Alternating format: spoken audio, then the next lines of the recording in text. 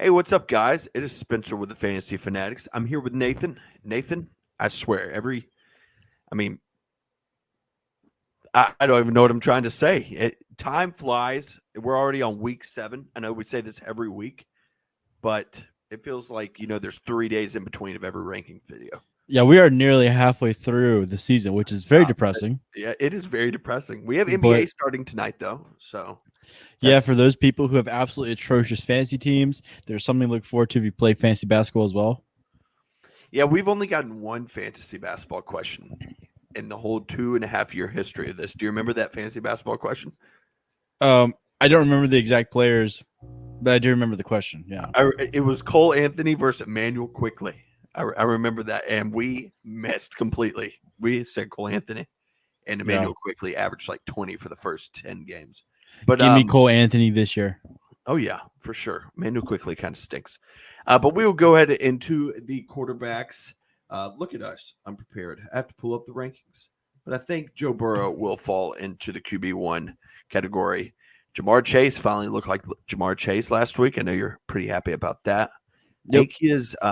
We'll get to it in the receiver rankings, but I think he is our number one receiver this week. As he should be most all weeks. Um, so Joe Burrow should be getting T Higgins back too. We have him at 6. I have him at 6. You have him at 4. He faces Atlanta, so that's a pretty good matchup. Yeah. Zach Wilson comes as our QB20. He finds the bench tier. He's been playing much better, but they're leaning really heavy on Brees Hall. And Zach Wilson doesn't have the best matchup at Denver. Denver's got a good defense, but their offense is atrocious. So, Yep, Justin Fields is the QB19, so he falls right ahead of Zach Wilson. He faces New England this week, and you know how Bill Belichick is against quarterbacks, young quarterbacks at that. yeah, So, Geno Smith, he comes in as a QB2 this week. He's been playing very well. They play at the Chargers. Chargers defense has been a little hit or miss, even though they got some star power, and Geno has been slinging that thing. So, in a week where Josh Allen's on a bye, Jalen Hurts is on a bye, Kirk Cousins is on a bye, you may be scrambling for quarterback options. Geno may be a good one for you. he probably should already be owned. But Lamar Jackson is tied for our QB1 this week. He faces Cleveland, so in division matchup. Lamar always somehow dominates those in division matchups. But without Josh Allen and Jalen Hurts, like you said, he is tied for number 1. He's not my QB1. He's your QB1, but we'll get to my QB1 in a little bit. Yeah, Russ, we're going to put him on the bench this week. He's been absolutely awful, even though they play the Jets, which is a favorable matchup. He's our quarterback 14 on the week. If you've had him, you draft him, you were expecting so much more, and he just has not delivered. Let's find somebody else to play this week. Yeah, and he faces the Jets, who are starting to become a tough matchup. With Sauce Gardner dominating. He's a dude. Yeah, but Russ has not played good at all. Daniel Jones is our QB 17 this week. He will find the bench. I have him at 19. You have him at 16. He's facing, a pretty good Jacksonville defense, another surprising defense. But Daniel Jones, don't play him. Giants are a good story, though. Yep.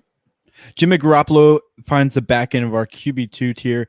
He is our quarterback 13, so he's right on the cusp of playable. They've got a matchup against Kansas City at home. You expect them to have to keep up with Kansas City, so I think Jimmy's going to be throwing the ball a lot. And Jeff Wilson didn't look too hot this week, so look for Ayuk to have a good game, Deebo Samuel, George Kittle.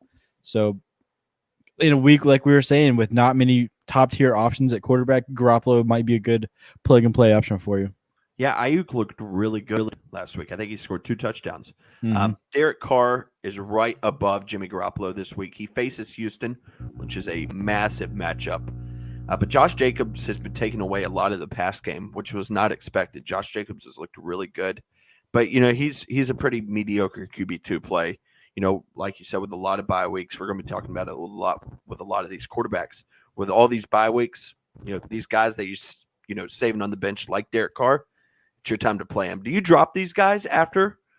Yeah, I think you do. Like if you got someone like Josh Allen or Jalen Hurts who they're getting their bye week over with, I don't see why you would need to carry a second quarterback.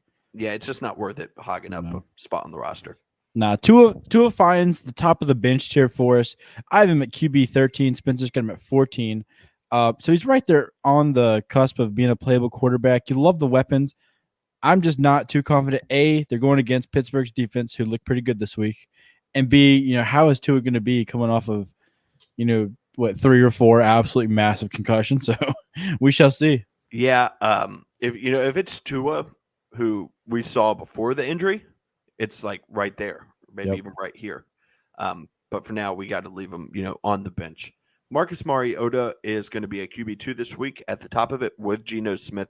We have him at 9. I have him at 8. You have him at 11. So I'm really high on Marcus Mariota this week. I did see where ESPN ranked him at like 19 or 18.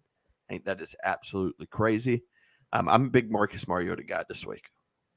Justin Herbert finds the QB1 tier. He's our quarterback 5. Got a great matchup against Seattle. I think Seattle's allowed like the second most points behind the Lions this year. Absolute cakewalk. They have nobody to pressure, nobody to cover. Joe Burrow should have a field day. I mean, Justin Herbert, sorry. Yep, Dak is back.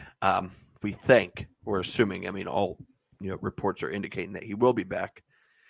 So he is in at 10 for us, and something else that he will have that he didn't have week 1 when he played is Michael Gallup. So Michael Gallup, Noah Brown, C.D. Lamb, and Dalton Schultz, and his 2 stud running backs out of the backfield. Or 2 running backs. Decent. Yeah. Pat Mahomes is tied with Lamar for our QB1 this week. I've got him at 2. Spencer's got him at 1. They play the Niners. Niners defense has looked good, but that Kansas City offense coming off of a loss against Buffalo, I think it's going to be a get-right game. And, I mean, they could put up like a 40-piece against anybody. Yep, Matt Ryan will go right above Justin Fields. We have him at QB 18. He faces Tennessee. Matt Ryan just isn't very good anymore. Pause. He is second in the league in passing yards. Did you know that? That's crazy. Yeah. That's so crazy. And it's not translating into touchdowns. He provides no rushing. Nope. I mean, yards aren't going to win you your week. I think that's crazy, though, that he is second in the league in yards. Yep. It's kind of whack. Trevor Lawrence finds a QB2 tier. He looked pretty good. Hasn't been quite as good the past couple of weeks, but I think you can play him comfortably against the Giants defense, even though they've gotten all right squad over there. ETN's coming along. Christian Kirk's looking really good. You've probably got Lawrence on your bench in hopes of a bye week fill-in for Josh Allen or Hurts or somebody. So now's your time to play him. Yep, Bailey Zappi makes the list right behind Tua. I'm telling you, this is Bailey Zappi's job. Mac Jones is done for. He looks really good, and he has a huge matchup against Chicago this week. I have him at 15. You have him at 18. I thought about ranking him a little bit higher. I think he is good, and he's making the weapons look good too, like Jonnu Smith, Hunter Henry, Devontae Parker, Jacoby Myers. Like they aren't just some bum receivers like we thought, when Mac Jones was in there. So I don't know, maybe he could build on it. So Aaron Rodgers finds the top of our QB2 tier. Hasn't looked great. Got an okay matchup at Washington this week. He's got to get it going. He's too talented. It's not great losing Randall Cobb. Hopefully the rookies can step up alongside Lazard. They need to get Sammy Watkins back. You're probably going to have to play Rodgers, even though he's been underwhelming this year. So best of luck. Yeah. Kyler Murray will be our QB3 this week, right after Patrick Mahomes. He does face New Orleans, which is a tougher matchup, but I think he just ran for like 100 yards last week, didn't he? Yeah, he's got a very high floor. Still put up only 17 fantasy points while rushing for 100 yards. He just I don't know if it's Cliff. I don't know if it's him.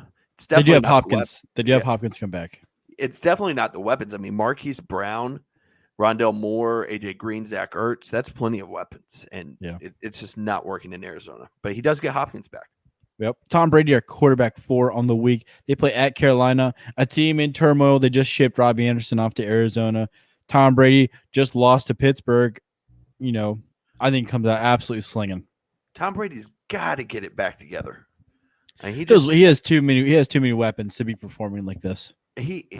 I don't want to say it's the Tom Brady regression. We were talking about it yesterday. I really hope it's not the Tom Brady regression because he has his weapons out there, minus Julio Jones, but he still has Chris Godwin and Mike Evans. But he just has not looked good, like at all.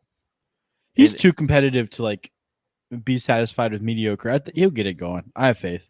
Yeah, but that will do it for our QB rankings. Make sure you follow us at the FF Fanatics 3 on Twitter and the fffanatics.com where You can ask us questions on Twitter. We'll answer them within probably an hour, unless we're working during the day or Yeah. something. And sometimes we go 3 or 4 hours without looking at them.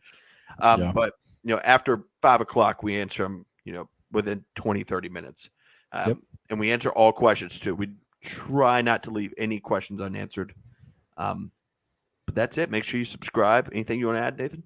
Nah, be on the lookout for the running back video coming soon. Peace.